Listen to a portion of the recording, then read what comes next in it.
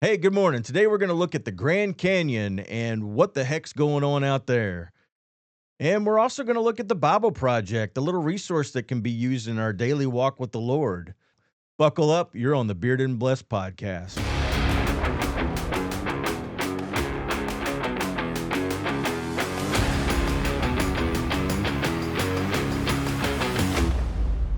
Welcome to the Bearded and Blessed podcast. Honest, everyday conversations anchored in faith. All righty. Good morning, y'all. How we doing? I'm doing good, man. Much better now that I'm here with you, pal. For sure. I hear you, man. This is actually a little break for us. It looks like work or I'm whatever, but telling it's kind of fun. Absolutely. I get to unwind for about an hour and a half and Can't talk about all the garbage you got bouncing around in my head. right. And some of the stuff you didn't even know was there and Yeah. kind of floating around. I've got some Root and Gather coffee this morning. Good stuff. Yeah. It seems like the more we learn, the less we know. I wish I hadn't learned anything, basically. Yeah. I miss my innocence and just naivete.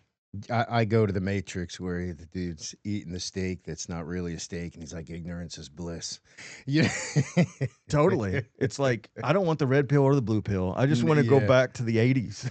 So if we have to know some of the things that are bouncing around in our heads, so do you. There you go. Yeah, and we're going to discuss them. And this first stuff is a doozy here in the first segment. We kind of wrapped up last week talking a little bit about the burial mounds, it was actually at the beginning of the show last week. Yeah. The burial mounds and the Kandahar giant. And interestingly enough, this touches on it a little bit. Absolutely reminds me of our conversation last week. So, And I mean, I think it even references it a little bit when they start showing you some of the things they've found in some of these other places. definitely does. I don't know. It's kind of crazy. We're going to go ahead and dive into this first. This is just kind of a little teaser here. You ever been to the Grand Canyon? I haven't. Have you? I have not. No. Yeah, I haven't. We've always wanted to go, but if I'm not allowed to walk through 90% of it, I don't know that I want to do any of it. I'm like, if I got to pay a couple of grand to go look at a big hole in the ground, like, I want to see something else. I'm not going to argue with you about that.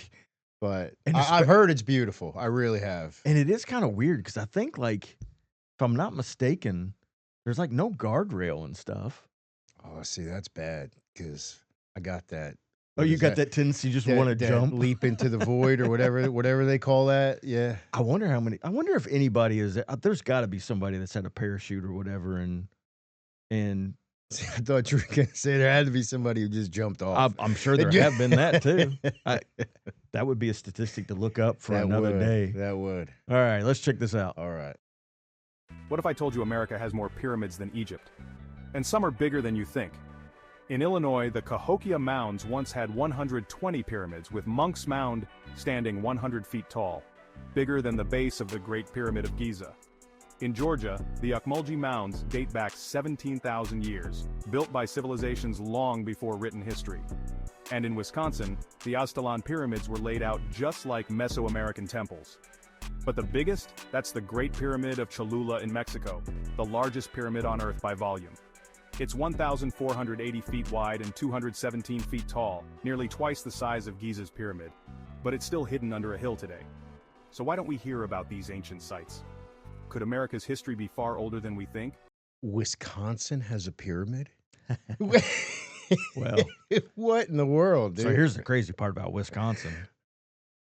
There are some lakes in Wisconsin that are, I believe, man-made, that some of the fishermen up there will tell you they can look down and see pyramids underwater when they're fishing and stuff. And depending on whether it's low or high, I guess depending on the year, they're even more evident at certain times. That's crazy. So where my mind goes, right? Indiana Jones. Mm-hmm. All right, right away. As soon as they find something, everything stops. Yeah. All the digging stops. Nobody's allowed to touch anything. We got to excavate. We got to The Nazis show up. Yeah. And But we know that if we know these things are here, why is nobody digging? Why is nobody trying to figure out what's in there when that's all that we've been taught that they do? Well, I think people try, and then they're shut down. Bro, we should take our show on the road. Well, have you ever seen the show Oak Island? Do you know what that is? I have. I only watched like one episode of it or two, and it Well- looked really interesting. Is that the one where the ship was like in the middle of someplace it shouldn't I have think been? it's up in like Canada or something. Okay. And it's like the Knights Templar or something like Okay, that. yeah. That show's in like the 7th or 8th season now. And they keep finding like a little bit of artifacts, but they don't find like the treasure room. And I haven't watched enough of it to know. I mean, Yeah. it was kind of on in the background a few times. They had to go through all kinds of organizations, and like the land had been purchased by the government, and so it's not owned privately that I know of. And so then they're like, you can't do anything on it without our permission. And every finding that you find, like they were assigned officials to be out there on the job to observe everything. And if something happened, it would be stopped based on whatever, See, why can't they find a pyramid under my house so the government will just buy my house, bro? because we're in Florida. You know, there's yeah. nothing under here. It's just a bunch of sand. Nothing but gators and bodies. That's Right. it. Gators and bodies. I thought that was Louisiana, but maybe, Yeah, maybe. I think we're getting close, man. All right, so this really kind of leads into the next video, which is even more fascinating about, not just these pyramids, but the Grand Canyon itself and some of the stuff that's going on there. Yeah, these both really kind of go into each other. Yeah, this was just like the little teaser to be thinking about. Because, like, I can't remember what he said. The biggest pyramid in the world was either South America or North America. I can't remember what he said, but it ain't in Egypt. You're taught from an early age, Egypt's where all that stuff happened. Oh, absolutely. And so you had mentioned the Knights Templar. Mm-hmm. All right, I had recently started working back at a homeless ministry Mm. in Cocoa, and I actually met somebody yesterday who was part of the Knights Templar. Really? Yeah. Well, And that's you know what? interesting. With all the stuff we're looking at, usually I just like, oh yeah, great. Now I'm like, wow, is he really? Yeah, we need to talk. We've got some episodes to make. I Would you know. like to sit down for Oh. a lunch? Oh my, that would be be a hell of an episode. Well, dude. that whole National Treasure series was based off all that stuff with Nicolas Cage. Remember those movies? Yeah, I do. Yeah. I do. Yeah. All right. So, have you ever heard of the Y-Files? Yes, I have. So, anybody that doesn't know the Y-Files, it's this guy that does a lot of the research, and then his buddy, the Hecklefish, wearing the tinfoil hat there next to him. But this guy, man, he dives deep in some stuff, and he's been on some shows recently talking about various topics. All right, here we go. Still, people are willing to risk a fine or imprisonment to find the lost city in the Grand Canyon. But anyone who goes looking should expect a response. When Jerry and Kathy's team tried to explore the area, suddenly an unmarked plane appeared. Clearly, they were being watched. Despite this part of the Grand Canyon being a no-fly zone, and the fact that no aircraft is allowed to fly below the rim, a plane appeared. Jerry Wills is convinced this was a warning. His team was unable to continue their expedition. Exploring the cave from above is almost impossible. But what about exploring it from below, as G.E. Kincaid did? Another group of explorers tried this. As they approached the location, a black helicopter showed up. Not a tourist helicopter, not even a black civilian helicopter, an Apache combat helicopter. When this team explored the area above, looking for the ventilation shafts Kincaid wrote about, and possibly a way down, they found cement blocks in the middle of nowhere. Some of these blocks are platforms near the edge of the rim with hardware and anchors that would be used to assist mountaineers. When asked about this, the authorities say these are reinforcing structures to prevent rock falls. Also in this forbidden zone, rock formations have unusual names. There's Isis Temple, Tower of Set, Horus, the Cheops Pyramid, and Ra. There's also the Manu Temple, the Buddha Temple, the Krishna Temple, and the Shiva Temple, and many more names that refer to ancient Egyptian and Hindu cultures that specifically have myths about a god helping civilization after the Great Flood. The official word is The fact that these names exist within the Grand Canyon's no-go zone is a coincidence, but I don't really believe in those. Do you?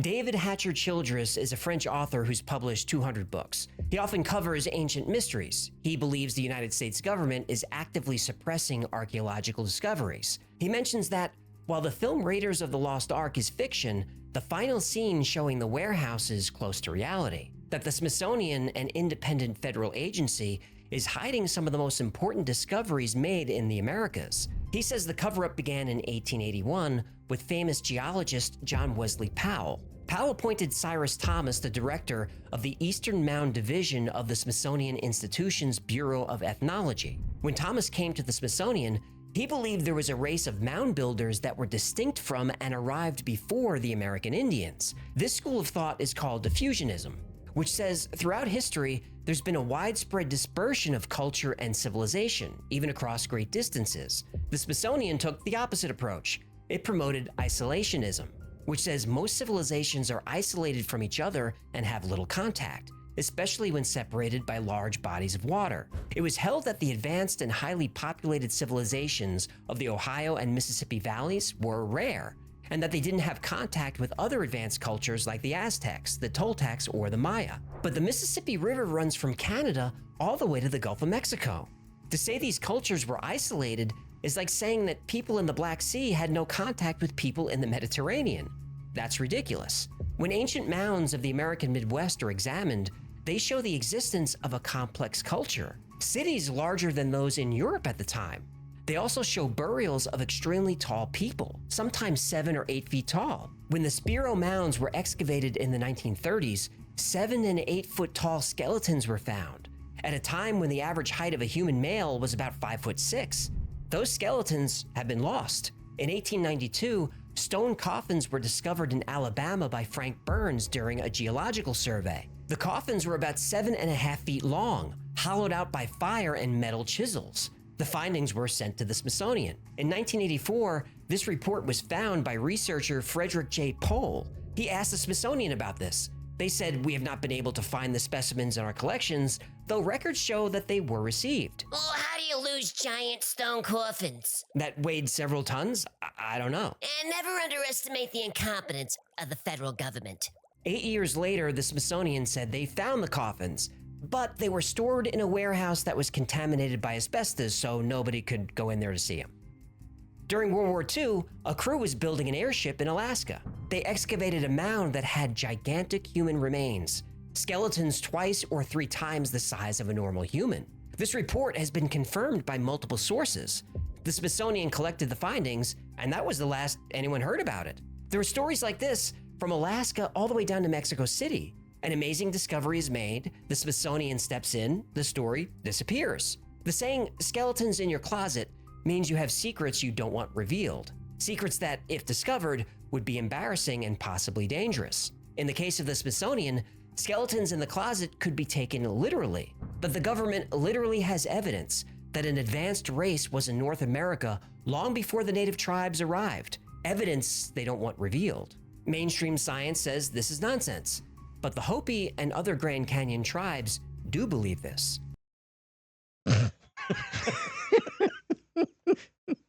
I love when we get to the end of these videos because it's just like, So, what the living? what in the world? So we're looking at that picture, and we're like, bro, is that picture even real?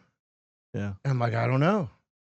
Like, what is real anymore? We can't tell. sure. It's gotten to the point where, like, Oh, okay, so in he's doing research, and all these people are doing research, but what are they researching, and are they being told the right thing? And like, so, and you got all these temples, right? yeah, Bro, where's Jesus' temple? Wait a minute. I don't think the players that be like Jesus. I don't think they do either. I don't. Um, That's just a guess. That's an and so educated if guess. they don't like Jesus, then I have a problem with them. Yeah. So a couple things in there. These explorers are adamant about finding a lost city. Yeah. And when they go and they do it, when they start the search, Apache helicopters and Bro. like they're met with like, pushback.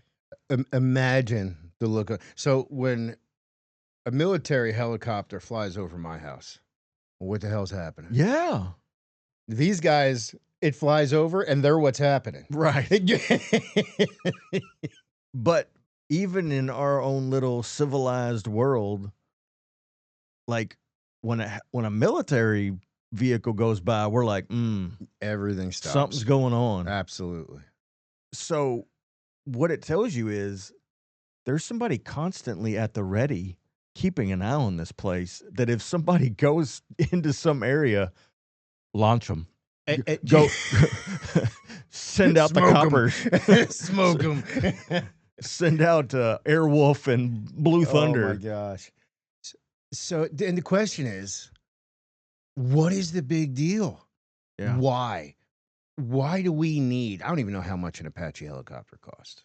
I don't either. But I just So concrete platforms and anchors like can be seen and are built out there. bro, they got an answer for everything. When somebody's got an answer for everything, Like, okay, so we don't allow anybody in there. 90% of this place is closed off, but we're going to put up concrete anchors and platforms. we're going to bring in the construction equipment because we don't want rocks to fall. Well, right.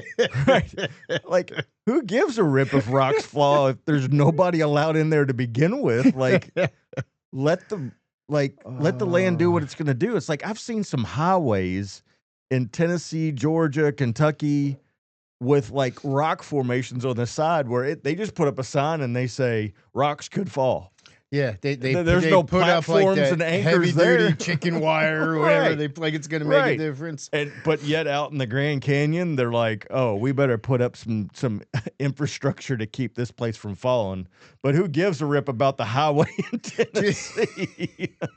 Do you remember a couple years ago, everybody was talking about making a run on Area 51? I do remember that. Bro, They made a movie about that, I think. we should It was like a somebody should orchestrate a run on the Greg. You changed your wording real quick there, yeah. Like somebody should do it, and if you decide, just comment us. I like my pension. I don't want it to magically disappear. Right. Well, I think we're pretty new to this game because I think this game's been playing for quite a while. Yeah. Nobody's paying attention to dudes in the beard. I think there are plenty of podcasters out there that've been doing this for years now, and really kind of have asked some questions. But to go one step further with the mound discussion, which is a continuation of last week. Oh, it is, man. And you actually got to see some of those things I was talking about, where they're finding these bones and finding all these remains. And it actually was saying that a lot of those excavations started in the 1930s, whereas the Adena and Hopewell, I think that stuff in Ohio had been done a little bit later and like more recently. So they've been asking these questions for a while. And they've been finding things for a while. Right. From Alaska down to Mexico City. And I think the question is the same thing you've been asking. Like, what's so dangerous about knowing? And how long have they been covering it up? Absolutely. And so my mind goes to, are there things that are still alive down there? Like I saw something that people believe Bigfoot's down there. You're asking questions they don't want you. And it's got me thinking, like, after we get a real heavy rain here, I should order on Amazon. I think you can order those Bigfoot feet. And bro, I'm gonna start running around my neighborhood, running around Merritt Island. Oh, that's awesome. See what happens. Yeah. And then you be the one to disclose it. Yeah. Like do it in all your neighbors' backyards and like, man, I was walking the dog yesterday and I noticed in your yard there was. I'll be the inconspicuous neighbor. Now see if we ever discover anything now. They're gonna automatically be like, oh, that's just those bearded yuppies. Oh. Man, Well, I maybe discovered not that yuppie. I still have more questions than answers. That's what I've discovered so far. Well, But this stuff is interesting as can be. buckle up Oh, because this next part that links to this, I just I have no idea what to do or say about it. All right, so these things are known as the Georgia Guidestones. They remind me of Stonehenge. They do, except they've got some pretty nasty stuff written on them. Isn't Stonehenge destroyed now? I don't know. I thought somebody. I don't know. Sorry, my brain just ran We'll have to somewhere look that else. one up. Stonehenge is one we need to do a deep dive on and Well- kind of look at. So on these particular stone tablets, they've got Russian, Arabic, Hebrew, English, Hindi, Spanish, Swahili, and they've got Greek, Sanskrit, and Babylonian cuneiform. All of these types of things written on here with 10 laws. Okay, so a little more background. A dude by the name of Robert C. Christian shows up in 1979 in Elbertson, Georgia, of all places. And This sounds like a bad joke. there was a priest, rabbi, and a preacher walking in with him. They meet with not only the developer that's going to, or I keep saying they, but it's really this RC Christian guy that meets with the developer that has access to the granite for this, and then like the person that's going to handle all of this RC Christian guy's finances. Okay. And so what gets interesting about it is like this isn't his real name. And like the only people that knew his real name were that banker and that developer. And so they were trying to figure out, like, he didn't really explain too much more about why he was doing it other than here's all the information, here's how to finance it, here's where the money's coming from.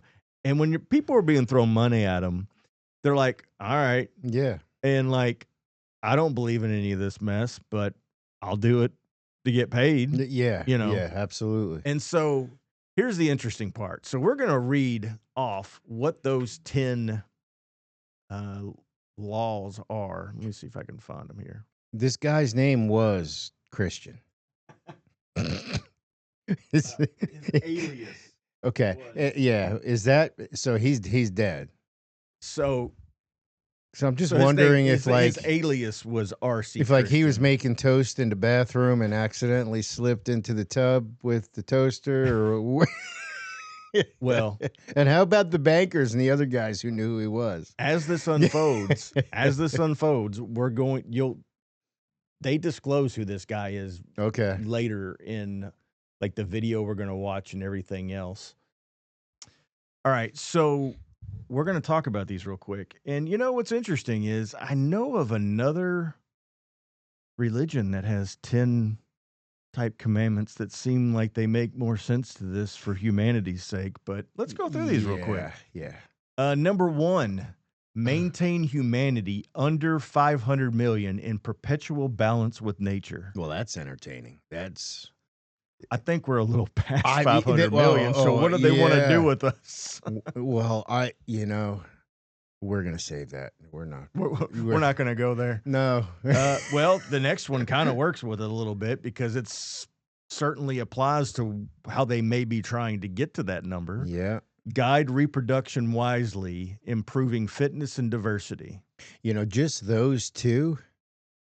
Looking at one of the languages it was in, being Chinese, that reminds me a lot of the Asian culture Yeah. over there in China. You get one kid and hope it's a boy, Yep, kind of thing. they are super. Which on doesn't top make a of whole their lot of sense. population. Like, I know. don't you need more girls than you need boys to keep having kids?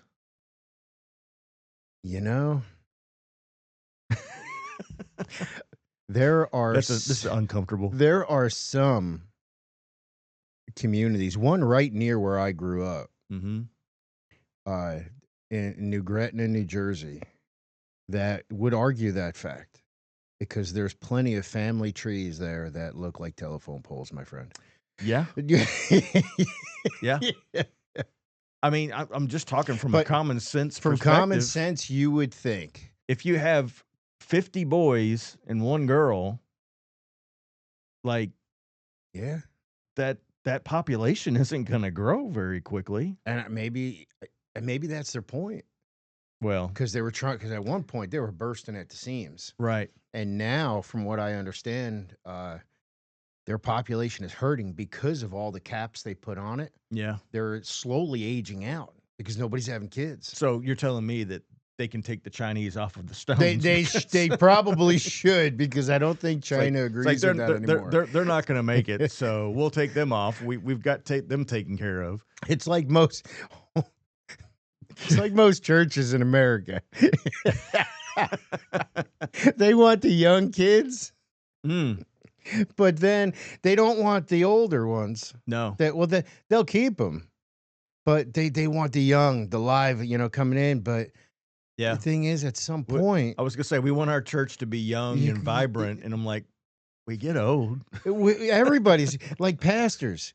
You are not going to stay 30 forever. Well, and the interesting part is, think about how many churches were like that 30, 40 years ago, and they never grew because those same members, they were young at the time, but they never they never changed enough to make it diverse enough for it to continue to grow. Yeah. And because they were always focused on one particular. They over course correct. How we got on church? It's my fault. It happens. But they over course corrected because they're afraid their church was going to age out and die. So they went for all the young, right? Which is great because it makes a hip and exciting church. But there's little wisdom to be had in there because they don't have an older generation to raise them up.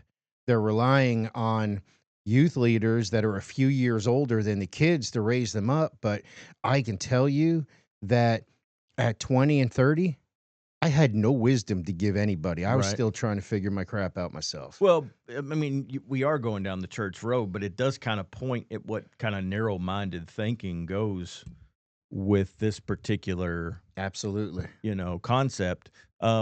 Which brings us to the next one. Yes. Unite humanity with a living new language, which is basically like erase culture and do what we tell you.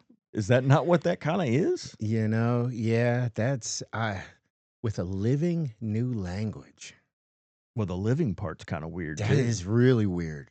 It's like, are we talking about like from the Lord of the Rings? Like there's nobody to explain this. You're going to speak the language of Mordor or something. So far, we've got 90% of the people need to go. We've got eugenics laced in there. Yeah. And then we've got we're going to erase the culture. And for some reason, I'm feeling like there's a swastika or some kind of mindset going on here that seems vaguely familiar. And see, they say unite humanity with a living new language. Now, when we read that, we look at our spoken language. Right. There's other languages. Like you were saying, culture has its a language of its own. Yeah. You can walk into a culture and not speak a word, and you can see there's communication that happens. The language, I don't know how to describe it, but that's goofy. Yeah. That's well, it gets goofier. Rule passion, faith, tradition, and all things with tempered reason. Oh yeah, that doesn't sound like control at all. So don't be human. Okay, but who determines what is the reason? Somebody has to determine what tempered reason is. Well, I think they're doing a good job of telling you what tempered reason is. The mainstream media kind of wants to go down a tempered reason avenue. That's a good point. I think when it comes to textbooks, there's only 2 publishers in the whole nation that put out the textbooks for our kids. Yeah, that's something that we can get into later. Well, and being somebody that was in the university system as an IT guy for 15 to 16 years total, 3 different universities, I can tell you that I worked in some labs where researchers would come in to print up their findings Mhm. that were going to be presented. And I got to talking to a few of these guys. And based on who is funding the research, they can make those findings say things that they need it to say in order to get the Yeah. money. Well, we saw that in 2019, 2020. Yeah. So Which, for some reason, seems like there might have been some population control designed. absolutely, into and that's where I that. was leading to when we were reading that. And but that's wild. First of all, how did two companies? Okay, so that's crazy. Two companies make all of the educational material. One's That, out of Texas and one's out of California, I believe. and then who chose them to do that? And I don't know. who reads what they put out and says that's good? Oh no, we can't have this part. Well, and before the 60s, I believe one of the books that was in the classroom was the Bible. Yeah, and I was just gonna say I because definitely know on Little House on the Prairie. It was. Protect people and nations with fair laws and just courts. So that one sounds good on its own until you add 6 in there, which says, let all nations rule internally, resolving external disputes in a world court. World court. So like, you can do what you want internally, but you're going to do it by a global standard or global law. Absolutely. And again, who determines what a fair law is and what makes up a just court? Well, I kind of feel like we've been flirting with this with the UN. Absolutely. And what's the other one that we just left? It's not. Is it NAFTA? I think so. Yeah. So any The North American. well, the League of Nations, Yeah. the UN, the North American, Trade agreement, I think. I don't yeah, remember. something of that nature. It's like these nations come together and they decide what's best for all the other nations. And here's the problem, man. It's so uncomfortable because as an American, I love my country. I love the people here. I'm not so swift on what the heck our government's been doing for the longest time. Me neither, man. It used to be a time where I really trusted the government to do what we elected them to do. Yeah. And I had a sense of security. Yep. And now I honestly don't know what they're up to. I don't know what I trust, what I don't. And it has actually driven me more to realize that I can only trust the Lord. I cannot trust man because, man, they always have their own agenda. Yeah. And sometimes it aligns with things that benefit me. And then we're like, yeah, we celebrate them. Okay. But then when it doesn't, we're like, bro, what in the world? What are you doing? Right. and that's a good point because it's like, oh yeah. I mean, I used to go down the political holes, but I don't anymore. RD, L, whatever. I mean, I kind of claim to be libertarian, Mhm. but I mean, we've mentioned it over and over and over again. Wherever the money Yes. leads, you find that it doesn't really matter what affiliation you are because you've fallen in bed with the greenbacks. And I used to be this guy, and you hear people say, "Oh, you got to vote in line with the Bible." None of them are in line with the Bible. Right. There's nothing So- biblical about. So do I write it on a paper and say, okay, who's more in line than other? Because I don't know. Bible tells us even a little bit of false is untrue. Right. But yet we're here with an imperfect world system, and we vote as best we can. And thank God we do live in a country that we have the freedoms that we do have, Right. or think that we have. We get to live. I mean, the we're way not we being do. pulled out here by the A- Chinese absolutely. Communist Party. And you know. I've said before, man, I love America. I love my country. I'm so blessed to live here. And you know what? If I had to, at some point, pick up arms to defend her, I absolutely would. Yeah. And I love Florida. I actually refer to Florida as Flamerica. America. Yeah, compared to where I came from in Jersey, this is it's like I came from a foreign country and I found the land of hopes and dreams, bro. You, you, you went from Atlantic City to Flamerica. Um, all right, here let's see. Okay, Let's keep let's going. focus. Avoid petty laws and useless officials, which We're there. I kind of like that one. Yeah, we just need to learn to do it. Balance. Here's a horrible one. Balance personal rights with social duties. That sounds like what they're trying to do now. Well, and again, it goes back to what you're saying. It's like, okay, social duties. It sounds communistic in nature. What for the good? I can't remember the communist stuff. But there's people who read this and they're like, "Oh my gosh, that sounds so great." Right. Until like, okay, well, what's the social duty? Because you're not defining what the social duties are. Absolutely. And you know what? Socialism looks great in theory, Right. but you can't put it to action. No. Number 9, prize truth, beauty, love, seeking harmony with the infinite. Again, it's like so much of this is like vague. Like, And that's because if you look at the languages it's written in, mhm. it's much like what we found in what was it, in the Grand Canyon with all the temples. Yeah, It's like nobody wants to. it's like mysticism or something. It is Yeah. that and just false gods, little g Well, gods. and here's and the all other that. crazy part. Okay, so we know that in the Greek language alone, the word love is like what, 17 different words? It's got a lot. And so, which Greek word is that for love? Absolutely. You know, And what infinite are you talking about? Because when they say infinite, they have something in their mind, right? and that's what they're talking about. That's not the nothingness. No, or, they're not saying, well, you can believe in a higher power. Yeah, Well, to my kids, I'm a higher power. right. Okay, because I provide everything that they need. I'm stronger than them, and I can exert my will over them if I decide to. Okay.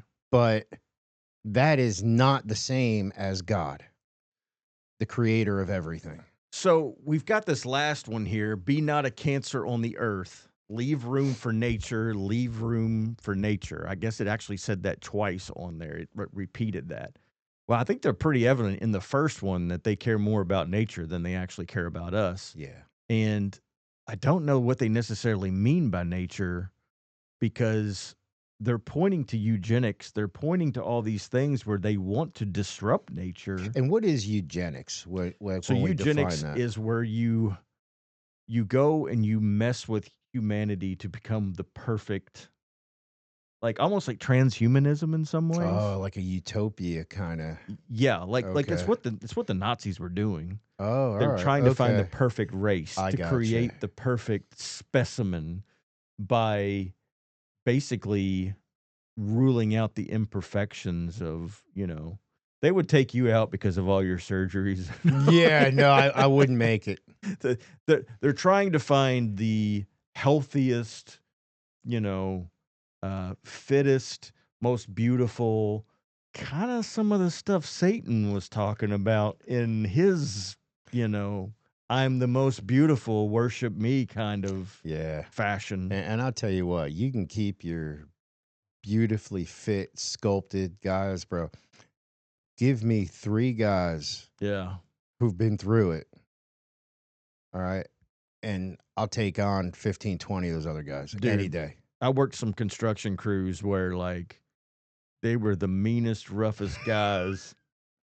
And And they got that farm strength. yeah, and Yeah. you would have never crossed them. And in fact, we were, man, it's another rabbit hole. But the football team I was on, we were like it's kind of like, the Rocky movie.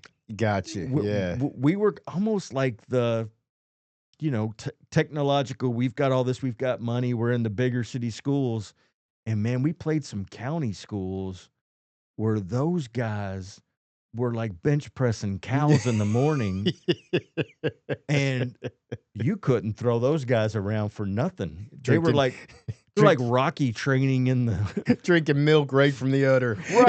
right in the morning, So anyway, so this really kind of like brings up a lot of questions, and we're gonna like watch a couple videos here that hopefully will put this a little bit more in line. there's like a dystopian attitude. It's almost like an Yeah. Orwellian 1984 kind of listing going on here with these things. Um, the rituals of the occult and who the occult is have come into play. Yeah. And I don't know if the videos that we're going to look at show it or not, but there's a couple videos where on the top of this thing, it looks like some red fluids have been drained out of something I and wouldn't dripped doubt across it. the top of it. Yeah, it reminds me, it almost like when you look at it and you look at the 10 Commandments, it's like the anti-commandments. Yeah. The 10 Commandments were all about Well, they're the natural law, basically. yeah, This is how you it live was once it in- was proof that we couldn't meet up to God's standards. right.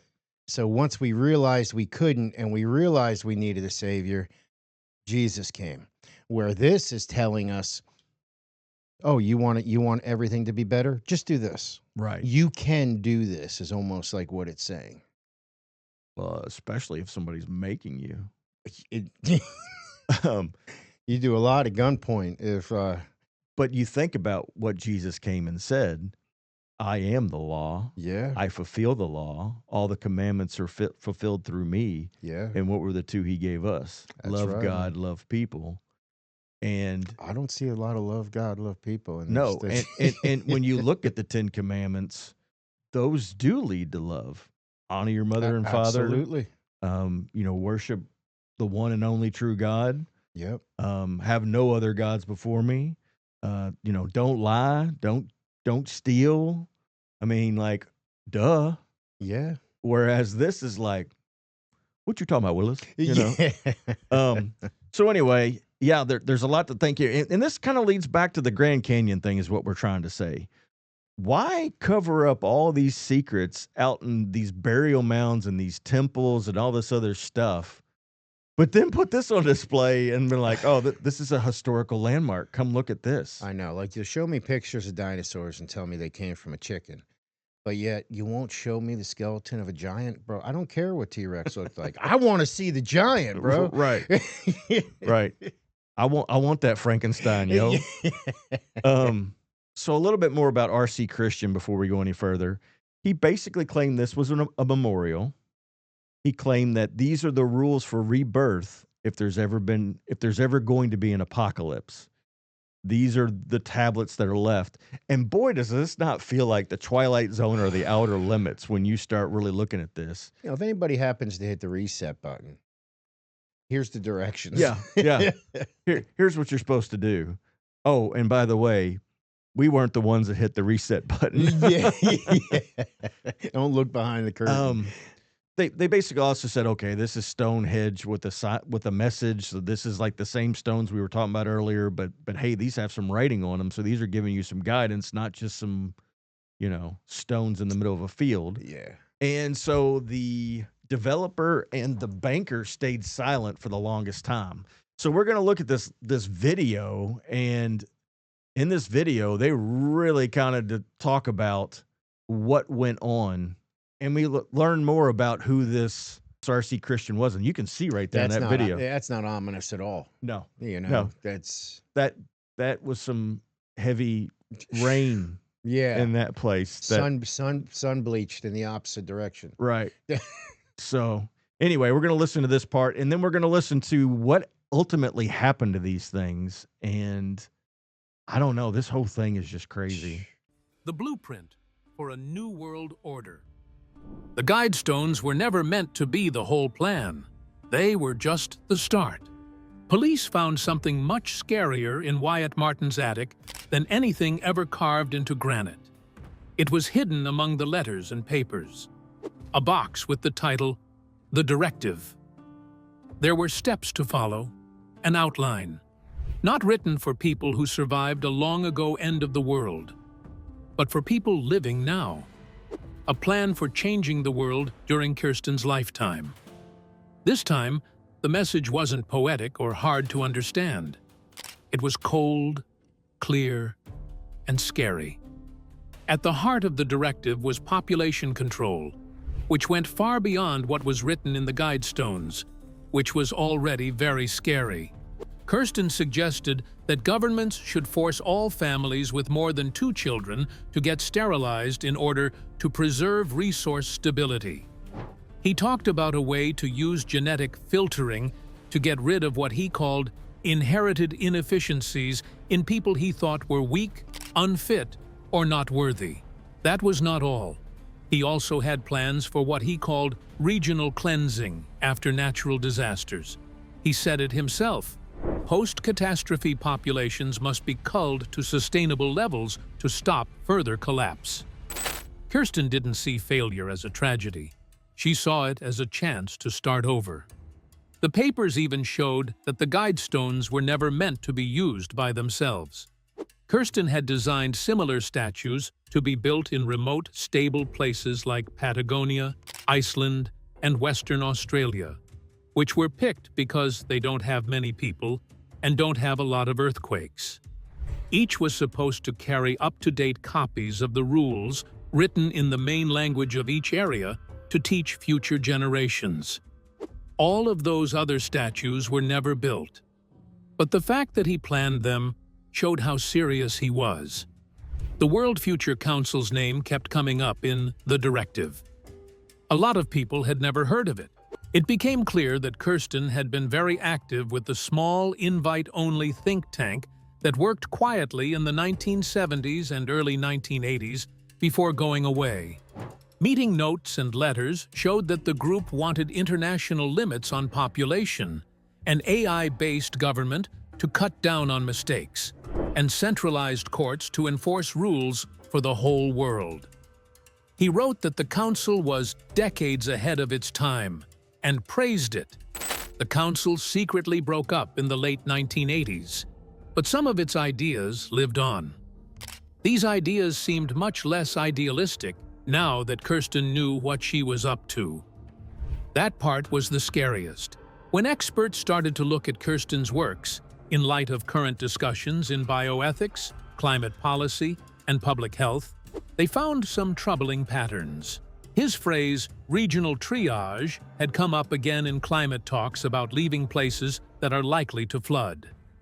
His call for incentives to get sterilized was repeated by controversial programs in developing countries that try to help people plan their families.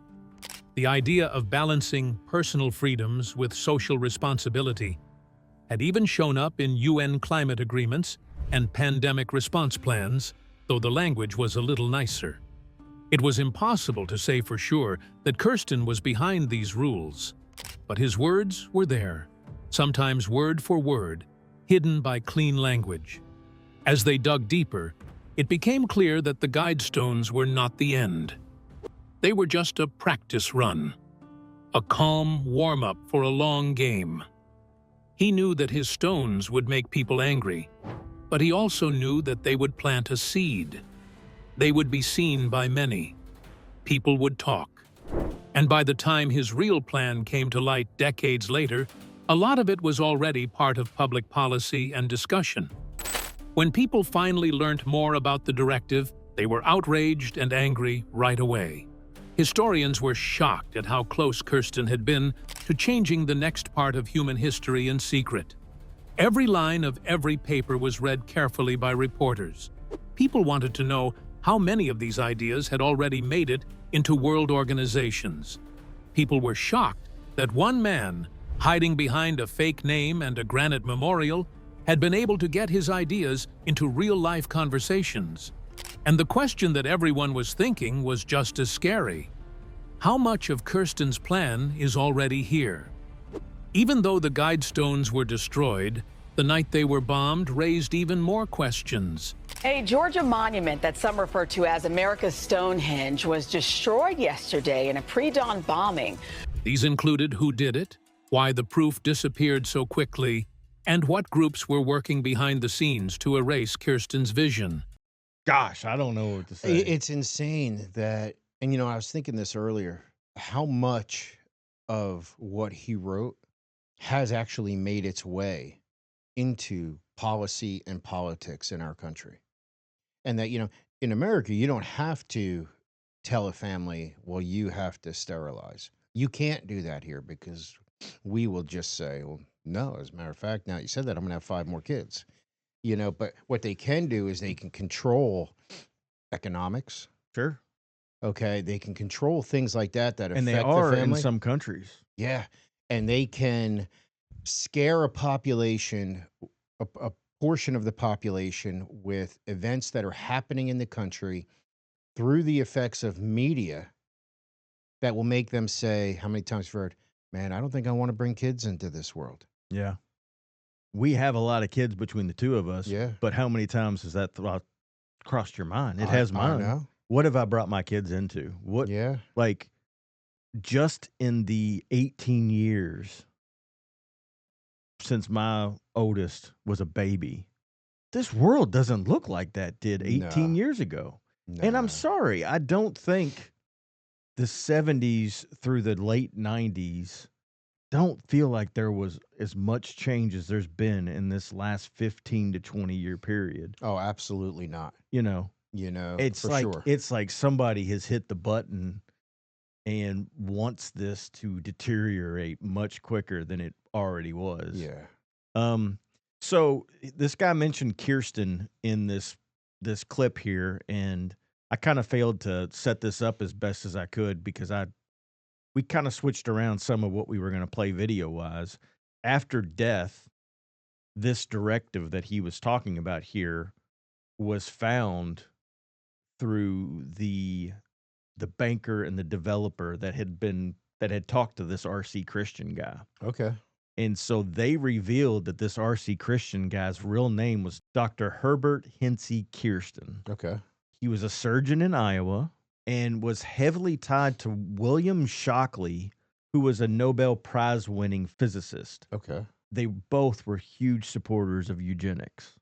Not only that, they were both staunch, and so when it came out over time, who was this RC Christian guy? Right. These two gentlemen, Kirsten and Shockley, did not hide their feelings about things. But using the alias RC Christian, they put up these stones. So it's like, well, they're telling you how they feel about things. Yeah, But absolutely. on their personal level, they'll tell you they believe in eugenics, they believe in population control, and they hate democracy. Those were the big 3 things laced around who this person was.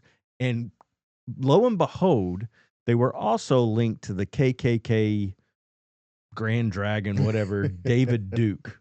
Okay. And so, man, you start throwing people like this together, and I swear it reminds you of Nazi Germany. It's wild. Like I don't even know what to make of it. I don't know what to say, honestly. So what do we take away from that? That again, we need to be careful. For me anyway, like I need to be careful of what I watch, what I buy into, Mm-hmm. because at the end of the day, and we talked about this, the Bible says that people's hearts are inherently wicked without Jesus. They just are. They want to serve themselves. They have their own agendas, the own things that they want to do. The things that affect them are of most importance. Yeah. And when you get people who are in places of power and they do things like this and they start putting in policies that affect our lives, what hope do we have? Because you can begin to feel a little helpless Yeah. when you start looking at the size of the government and the president this and Congress that, and I've written them and I elected him and he might not be doing what I want him to do, and I wrote letters saying this and nothing happened. Where do we find our hope? Are we just left in despair that, like, man, like, am I just going to end up eventually in a concentration camp? Am I going to be forced to be quiet? Am I going to be forced to do this or to do that or to raise my kids a certain way? Like, what comes next? Yeah. I think this is where, what when they say they hate democracy, I really think they hated the fact that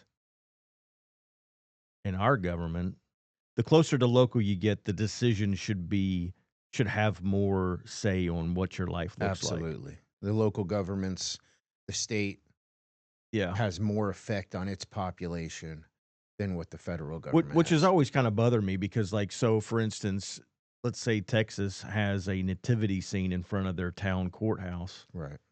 but yet there is a visitor from Wisconsin that comes down and they're offended by that. Yeah. And so they bring up litigation against this little Texas courthouse. Yep. How does that make sense? Go Absolutely. back home to Wisconsin where they don't do it and be okay with it, to your pyramids and everything else. You, your giant bones and your Bigfoot, Right. you know? But no, absolutely. And when you look at that, if I go someplace and they have decided that this is how they do it, what right do I have to say, well, it falls within the legal bounds, Mm-hmm. and it may be a statement of faith, like what you were saying. Yeah. Well, you don't want me as a Christian to say something about the Islamic faith, because the second I do, I'm an Islamophobe. Right. Well, I'm not afraid of them at all. Right. I don't hate them. Sure. I just don't. Why do my kids have to go through 3 weeks of indoctrination Mm-hmm. on their faith? I don't understand that. Right. So, and it's much like churches. So if you go back to, where everybody, we had a situation, and we touched on it a little bit, a few years ago, a lot of people were getting sick, Mm-hmm. and there were churches that were told, you need to shut your doors. And some churches bowed the knee and they said, yeah, we'll shut our doors. There are some who did not. And those pastors who decided to stick with their faith and not allow the federal government to come in and impose their will upon them, because there is supposed to be that separation, not for the benefit of the government, but for the benefit of the religious institution, where the government should not have the ability to tell them what to do. And some of those pastors got fined, some got arrested. And it points back to what this thing was saying about faith and reasoning. Absolutely. We decide what your reasoning is. 6 feet, Yeah. masks, Yeah. don't congregate together, blah, blah, blah. So what's interesting is what ends up happening to these things. So let's go down that road, but I think it's fairly well noted that genetic screening, sterilization, and new world order directives are not only encompassed in what this thing is, but we've seen quite a bit of this playing out on the world stage. Yeah. And they're not like hiding it, or No. like, I think there's like Agenda 21 and Agenda 2030 and all this other stuff that Okay. the UN has put out Yeah. that looks relatively close to what a lot of this stuff is saying. Oh, absolutely. So it's like, we've said it before. It is the term conspiracy, like, does it even mean anything anymore? Yeah, they use that term to dismiss areas that touch too close to places that they didn't want people to talk about. Yeah. And now, there's some people who are way off, Yeah. but then there's some But when people, you put it on display, when you put it on display, and there's some people who creep up and they get a little close, and those are the ones that they don't want around. this really took us down some trails and kind of started to, answer some questions about maybe why everything else is so, hidden or whatever. It's like Yeah. whatever directives are going on in these hidden areas, they kind of have on display right here. Like, this is our ultimate go. Yeah. So if we don't want you going in some of these other areas, they may allude even closer to that ultimate goal. All right, so here we go. The day the stones fell. As planned, at 3 a.m. on July 6, 2022, the Georgia Guidestones were taken down. A security camera caught a shady figure moving quickly at the base of the monument in the dim light of dawn. The figure pressed something metal against the stone and then disappeared into the darkness. After a few seconds, there was a bright flash, and then an explosion that broke the quiet of the countryside. One of the slabs broke into dust and pieces, and the rest of the memorial stood broken and crooked, but not completely gone. The damage that was done should have been the start of an investigation. In reality, it was the end of the Guidestones story, at least on the surface. In just a few hours, big equipment showed up. Before noon, bulldozers rolled over the field, picking up the trash, leveling the remains, and hauling everything away. The place that should have been a crime scene was more like a cleanup job. There was a memorial made of almost 2 million pounds of granite. These standing stones are enormous and made of solid granite. When you're near them, they are genuinely impressive and imposing, the sort of thing that makes you wonder how ancient people ever managed to raise them up and to place them so precisely that they act as an astronomical calendar. It was completely gone from the field in less than 8 hours, as if it had never been there. People who had been following the case for years knew right away that something wasn't right. But no one could say what happened to the car that was caught on tape. There was only one way to get in or out of that field. The car was a silver sedan that sped off after the explosion. But the video showed no license plate or the face of the driver, and it was not seen again on any nearby roads. It was gone as soon as it was out of the camera's view, like the morning fog swallowed it up.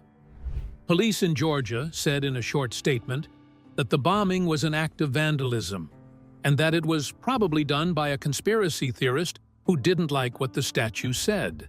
The ATF agreed with the claim and said they were no longer involved without saying much else. After 2 weeks, the case was finally over. No suspects, no claims, and no court case. For a short time, that answer kept the news from going crazy. After that, the leaks began. There were internal GBI notes that said the bombing was more than just vandalism. They called it ideological suppression. Reporters who spoke out said that the agency had known for years who Kirsten was and what his full plans were. They also said that some people working on the investigation saw the statue not as a landmark, but as a liability. There was finally some noise about the case when an anonymously posted cryptic note showed up on a dark website. The monument was not a prophecy. It was just one phrase, but it spread like wildfire. It was time to go. A lot of new ideas came from that line. Some people thought the bomber was a vigilante who was angry at what they saw as the hypocrisy of elites who pushed for population decline while having spoilt lives. Others thought the blast was ordered from above and was part of a plan to hide Kirsten's vision before too many people found out. Still others were sure it was just a crazy conspiracy believer who didn't know what the stones meant. But there was no explanation for what came next.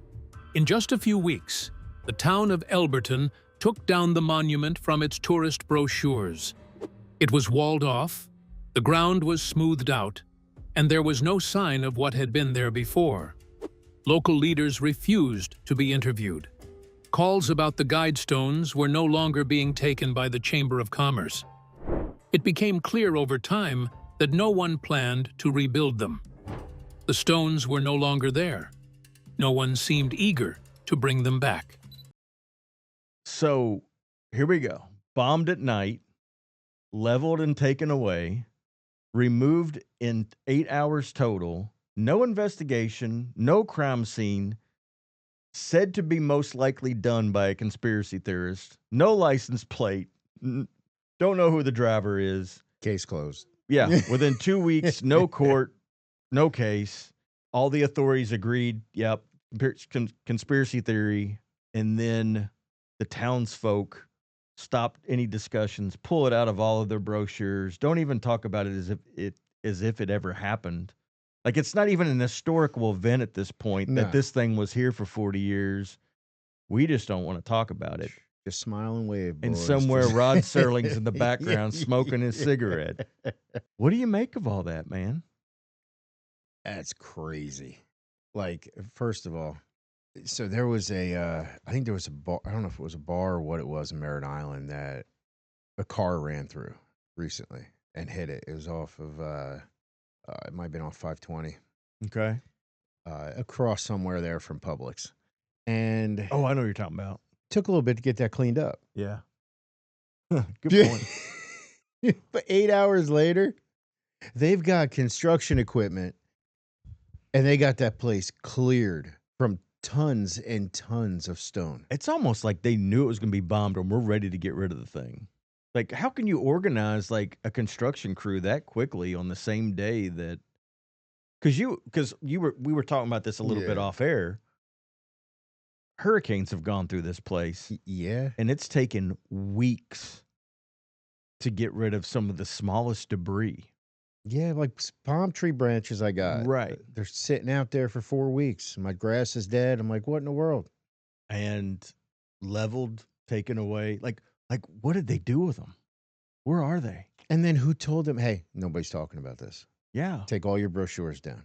Yeah, it's like Tommy Lee Jones and Will Smith showed up. Yeah. Like, this never happened. Sugar. Yeah. Sugar. Yeah. So yeah, I mean, that really kind of wraps up this segment to a Wow. degree.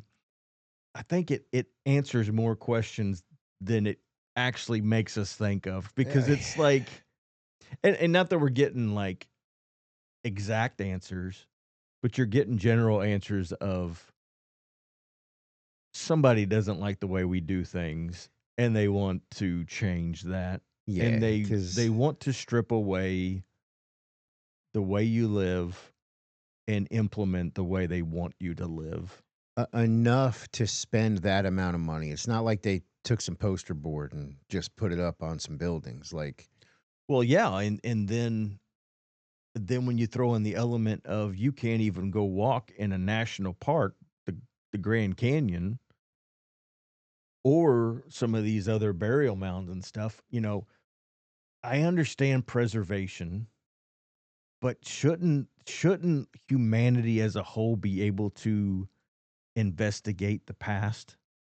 And if not, why not? yeah. And since when do park rangers fly Apache helicopters? Because didn't know they had if those? it's a national park, then it should fall under park rangers. Well, I think the Grand Canyon's part of the Smithsonian. Yeah, so they're part of that budget. Yeah, The $1 billion budget. Oh, No, Lord. I don't know. This is all strange. It yeah. all, Dig into it a little bit more. yeah. You know, Check it out. See what you it's think. it's entertaining. It'll make you think about a few What things. is interesting though is The Walking Dead was filmed in Georgia. I know. I went out there. Did you? I did. I went out because I'm a Walking Dead guy. Yeah. And my wife and we brought our son out there, and we got to see Alexandria Okay. from the outside. Right. You know, they had like the metal walls up. Mm-hmm. So the town, I can't think. Oh, Sonoya, I think it is. Mm-hmm. You walk through, and if you remember the governor, Yeah. okay, all of that is there. So we walked. That's actually part of the town with their shops and Oh, all wow. that. So that was pretty cool. And they were filming. So that's not just a set. No. And they were filming. So we got to see Eugene from afar. Oh, that's cool. You know, that was pretty cool. Yeah. And then there's a restaurant there. There's Tennessee that- Top Hat. Yeah. Is it Norman Revis? Yep. Daryl. And then the director of the show bought and have this restaurant there. Okay. And it's all memorabilia. And we actually, my wife and I and my son were eating in there. And I don't remember the person's name, but there was a girl who had a short haircut, black girl, and she was deaf in the show. She was actually in the restaurant Okay. eating, hoping nobody, because they go there. So you what, can see Michonne? them. No, I can't think of her name. She was a much lesser part, but she was with the show for a while. Okay. And but when you go there, they tell you you can run into cast members and Yeah. just be respectful, let them eat, don't the whole thing. And It's pretty but wild. it was pretty cool. That's Yeah. amazing food though. Oh, really? Oh my gosh, it was so good. Cool. Well, yeah, that's so it's just interesting that, Georgia, for some reason they also mentioned that this Georgia area was the best place to put these stones because of the geographical location.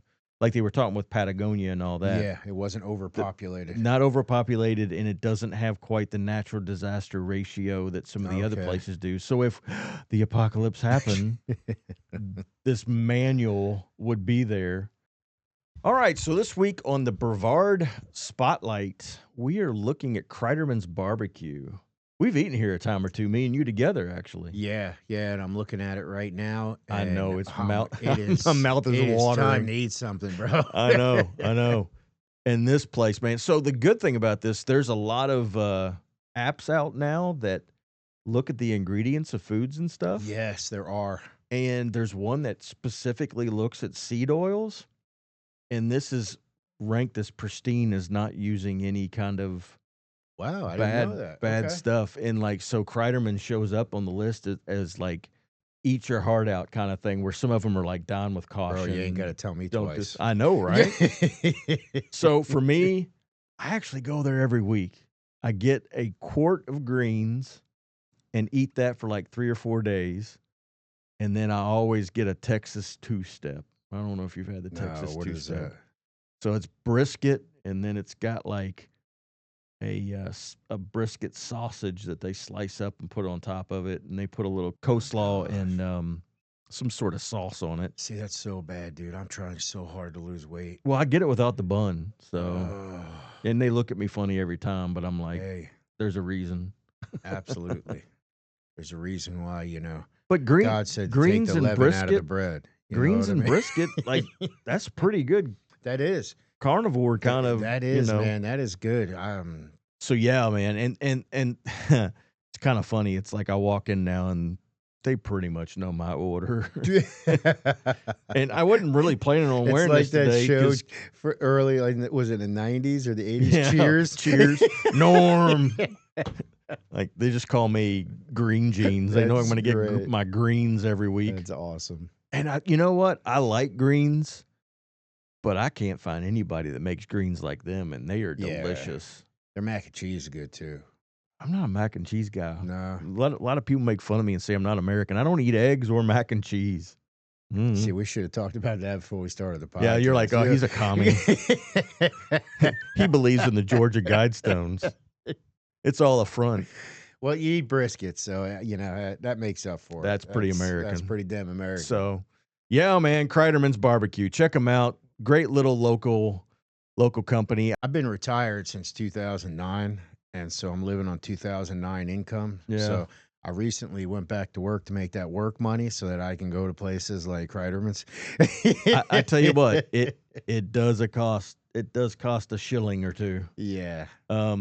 So yeah, there's one in O'Galley coming up that's right off there on US 1, but then the one in Cocoa Village is That's the original. They've been there forever. yeah, it's good. Good barbecue. All right. So, Can't go wrong with barbecue. not at all. All right, so we're going to head into this last segment here. We've done a lot of talk about Bible study Yeah. and how to dive into the word. How to really digest what's in there and make it make sense. Did you? Oh, I was just going to say, and that can be difficult. It is. There's so many resources out there, but some of them are complicated. Yeah, they're very complicated. And I think I don't know, like Spurgeon, like the more theological you get Calvinism, and So I bought a commentary. Oh, what's the dude's name? My brain just took a dump. I lost it. But it's from like the 1800s. okay, And I'm reading it and I'm like, written Where- like the where- Constitution I or need some something. pictures. It's like yeah, I need- you get in small sections, you can get something out of it. But after I read for a while, man, my brain just glazes well, they over. spoke so eloquently. And They the- did. the I'm like, what the hell's language- that word? I got to look Yeah. up the word on Google because I don't even know what the dude's saying. Yeah. And then I'm like, oh, that makes sense. Why couldn't they have just said that? Yeah, it's like Yoda. You know, like I don't want to. I don't want Jesus come heal you. Yes, you know. Oh, um, wow. yeah, it is amazing how the language has evolved, or maybe it's devolved, because there's so much slang and just so much less meaning in Yeah. words than what there actually used to be. It's all them seed oils in the food. That's why we need to go to Kreiderman's. Kreiderman's. That'll fix it all. Kreiderman's. So this week we're going to look at what's called the Bible Project. And man, this was a cool resource. So this week we're going to look at what's called the Bible Project. And this is a much better way, in my opinion, to help. I mean, it's not the end all be all, but if you're really struggling on especially some Old Testament content and Yeah. lineages and who was who and why they did what they did and how were the chosen people acting up, what were they Yep. being pulled away from. The BibleProject.com, if you click on the guides button at the top, they have videos, classes, podcasts, all kinds of good stuff here to look at. But I clicked on the guides, and then I'm just going to go straight down here to the Sermon on the Mount. And then everything that happened on the Sermon on the Mount is listed right here. So these are all parts of that Sermon on the Mount discussion in Matthew 5 through 7. But if we click on the introduction to the Sermon on the Mount, what we find is we've got a video that really kind of goes into a little bit of intro on what happened. It's only like a 5-minute clip. So, nice, quick, concise. And then what's really cool is down here at the very bottom, after you kind of go through, the content, there is, let's see, where are you at? All the downloads, which I thought was really cool. Yeah, that is cool. So you don't have to have internet access. Well, you do to download it, but once it's But you can downloaded download it and walk away with it. And then the cool thing is it actually gives you the script in PDF. Oh, okay. So That is cool. yeah, and so the whole thing there, all 12 pages is basically what we just looked at is there. But what I've noticed and really been able to use sometimes with the kids is the little video segments Yeah. that I tell you what, kids are no strangers to questions if you get them talking. Absolutely. And sometimes it's just a matter of what's the catalyst that gets them to talk. Yep. And if you and I think what this particular company does a really good job, or ministry or whatever they are, I think what they do a good job doing is putting it in an entertaining, quote unquote, fashion to where the kids will pay attention long enough to maybe start asking those questions that we want them to get to. We want them to ask those questions. Absolutely. I mean, how many of us still remember sitting at the table with our parents trying to do our homework? Yeah. It was like Yeah. it was torturous. Okay. So we developed this fear, I think, of, giving an answer because what if it's wrong? Yeah. Or asking a question because it might be stupid. That's a good point. And I'm going to get smacked in the back of the head again, Yeah. And stuff like this is a cool way to disarm that, though. Yeah. And you bring up a really good point, because it's like the biggest struggle I have as a parent is when they clam up and don't want to talk. Yeah. And it's like, I don't know how to convey to you that I love you so much and enough that there's nothing you could say to me that's going to deter that. Which is totally going down another avenue of who God is and how once you're a parent, you really start to understand a little bit more of what that means. And how ill-equipped we are to do what he's called us to do as being a parent. Absolutely. But this is one of those things that I really think does a good job. And so what I figured we might do here is just watch one of their videos. Yeah, definitely. It's like a little 5-minute clip of Jesus with the last will be first. and it's pretty good. This makes me feel like I should have wore my feety pajamas and brought some popcorn and my whoopee. Is that not that I have any of that? Is that how you normally do your Bible studies? Movie night. Oh, I get what you're saying. Yeah. I can text Val for you and say, hey, he wants to snuggle tonight. Go to thebibleproject.com. Oh, that's great. All right, here we go. We're going to check this out. So what Jesus meant by the last will be first. Many societies have been led by some kind of king or ruler. And when that king dies, he passes down his power and inheritance to his firstborn son. This is often called the right of the firstborn, or the birthright. And this practice wasn't just for kings, but also for families. Yeah, fathers would pass on their authority to the firstborn as the rightful heir of the family estate. But what if the firstborn son isn't the most qualified? What if they're bad for the job? Yeah, history has shown that firstborns often abuse their birthright, using it for personal gain, leading to conflict and violence. Now, the Bible came into existence in a culture where the right of the firstborn was normal and taken for granted. But interestingly, in the story of the Bible, God consistently overturns this cultural norm. Really? Yeah, from the beginning, God regularly selects the younger sibling, the latecomer, and gives them the birthright. For example, in the story of the first two brothers, God elevates the second-born, Abel, over Cain, his firstborn brother. Oh, right. And later, God says that the blessing and the inheritance will go to Isaac, Abraham's second-born, instead of Ishmael, his first. And then when Isaac has two sons, God promises that the younger one, Jacob, will have authority over his older brother Esau and inherit God's blessing. I'm seeing a clear pattern. And it continues. Later, when Israel wants a king of their own, they choose this tall, powerful ruler named Saul, who then has a firstborn son named Jonathan. But God chooses the next king from a low-status family, a boy named David, who is the youngest among 8 brothers. So for the God of the Bible, the birthright doesn't necessarily belong to those who are first or most important. Right, God consistently challenges human-made systems of power and value that tend towards abuse, and he turns them upside down. But this doesn't end all the conflict in the Bible. Often, the older sibling is furious about being passed up.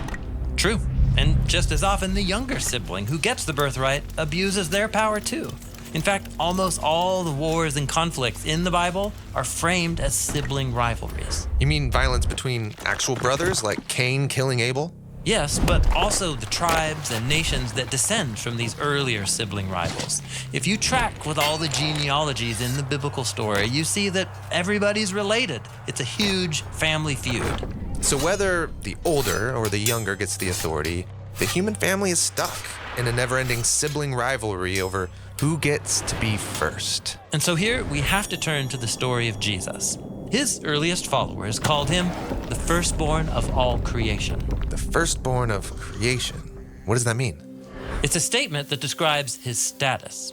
In the New Testament, Jesus is portrayed as God become human, the eternal Son of God who brought creation into being and has all authority. So if anyone deserves the ultimate birthright, it's Jesus. Yes, and Jesus did claim that God's royal power was arriving in a new way through himself, but it was power redefined. Yeah, Jesus said that if you want to be first, you need to become last. And he said that people with real authority are those who serve. In fact, this redefinition of power is explored in an early Christian poem about Jesus. While he was in his very nature God, he didn't exploit his equality with God for self-advantage. Rather, he emptied himself of status and power and became a servant. Jesus joined the poor and served them. And instead of fighting his rivals, he served them too. Jesus showed that true power is displayed through self-giving love. But Jesus did confront those in power. Yes, he challenged Israel's leaders for using their power to benefit themselves at the expense of the many. And that's what got him killed. Like angry firstborn sons, the leaders leveraged their power to have Jesus executed. But you can't really kill the firstborn over creation. He's the author of life itself. And so Jesus rose from the dead, and he was elevated as ruler over heaven and earth. And this earned him a new title, the firstborn from among the dead. Then Jesus told his followers that all of his authority, his birthright, and this blessing, he was sharing it with them as sisters and brothers. So that they could create communities that are a new kind of family, ordered by a Jesus-style redefinition of power. These are families that set aside rivalries and invite everyone to share the responsibility of being sons and daughters in a new royal family. And when Jesus' people discover that real power is love, that's when they truly become the family of the firstborn.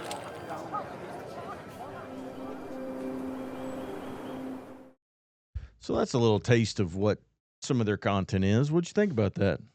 You know, it's pretty cool. It especially in the short clips, because our attention spans are not what they used to be, and especially you know the younger generation, they're used to the TikTok, they're used to the social media. It's very quick and rapid, and I think it's great. I think it's an awesome tool to use for your family and even for adult Bible studies as well. Yeah. Never mind self teaching as well. You're spot on with that because, like, you know, I've been writing this blog for like 8 years now, and just within the last 6 months, I started condensing the blog down to a minute and 20 clip Okay.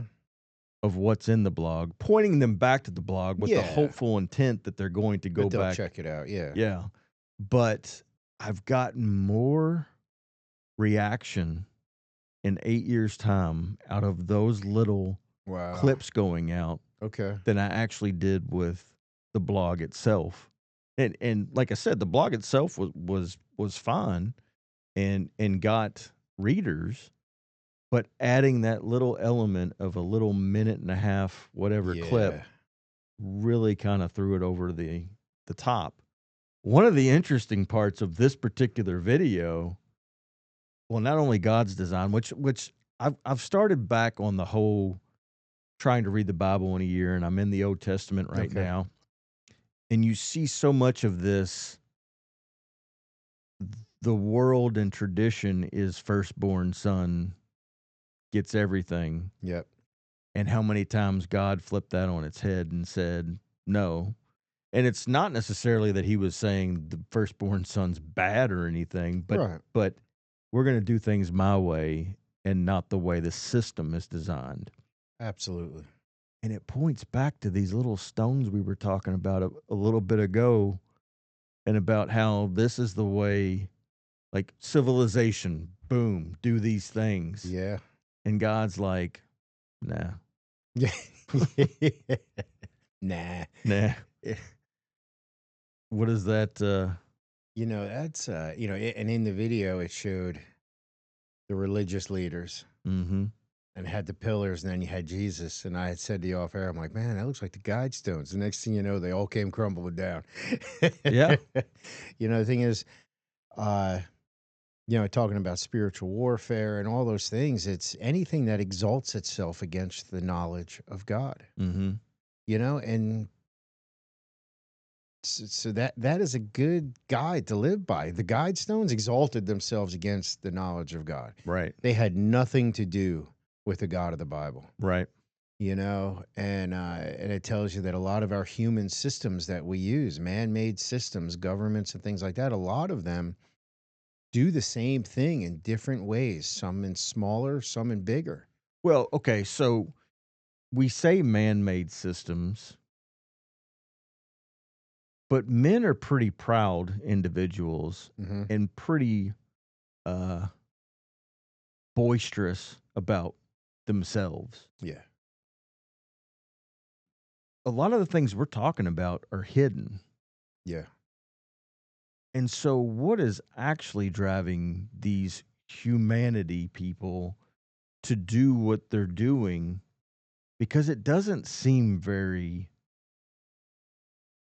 intuitive, like humanity-wise. So, like, how much, I guess what I'm trying to get is how much spiritual influence is actually on the guidance of what's going on. And that's the thing, and that's a really good point, because everything has a spiritual aspect to it. Right.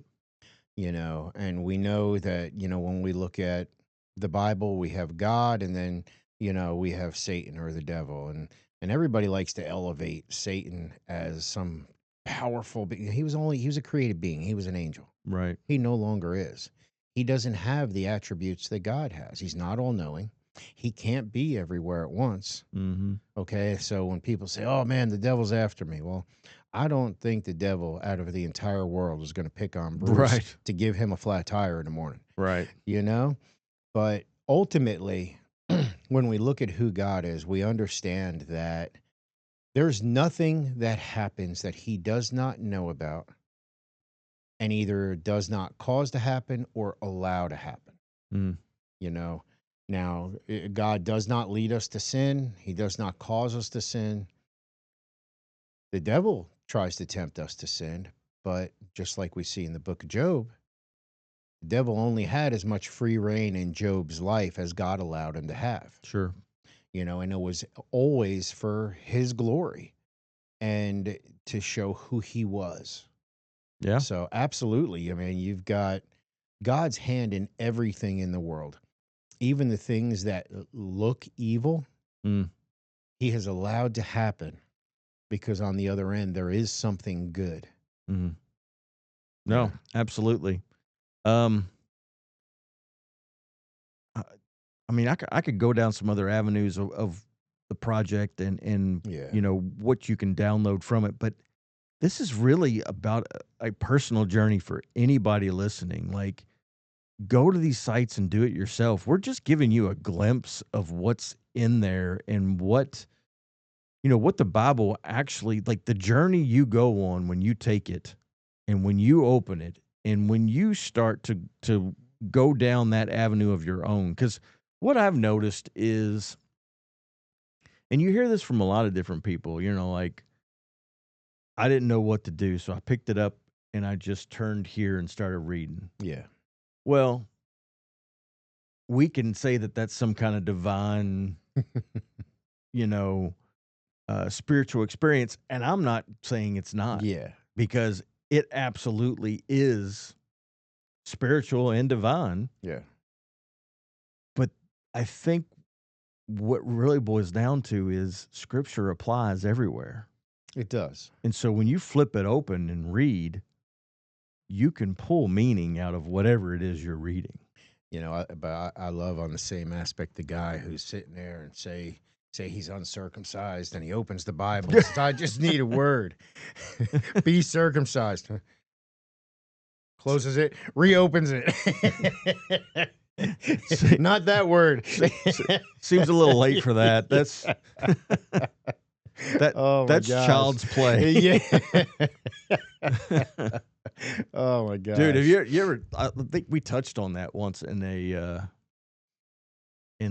either a service or a Bible study of like Abraham's like servants and stuff, and he's like lining them up out of nowhere and being like, "Hey, today's the day." I'd be like, huh? Be like, you first, bro. I'm not sure that I can continue to work with you.